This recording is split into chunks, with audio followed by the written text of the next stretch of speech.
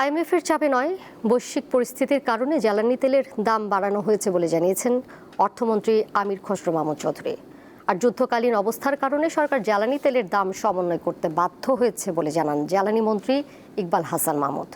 তার দাবি, মার্কিন যুক্তরাষ্ট্র তেলের দাম $5 বাড়িয়েছে।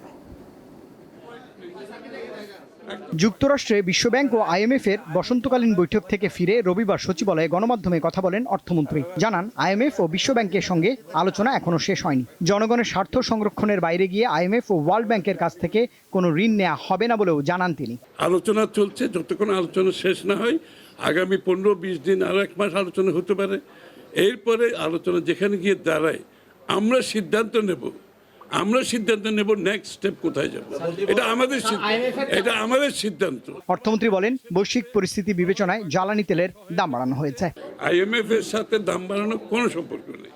আমি পরিষ্কার ভাষায় বলছি, এটা বরঞ্চ আমরা দামও কিন্তু বেশি বাড়াইনি।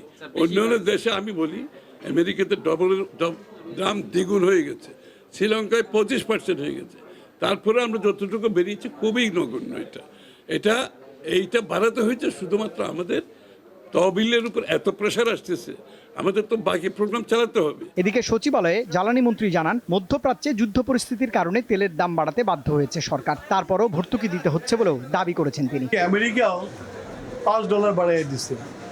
সেইখানে আমরা বাংলাদেশে গত এই যে যুদ্ধ লাগার পর থেকে আমরা যে ইম্পোর্ট করে আমরা যে স্টক তৈরি করেছি, তার যে দাম পড়েছে সেই দামের থেকে নিচে আমরা এখন প্রাইস অ্যাডজাস্টমেন্ট করছি।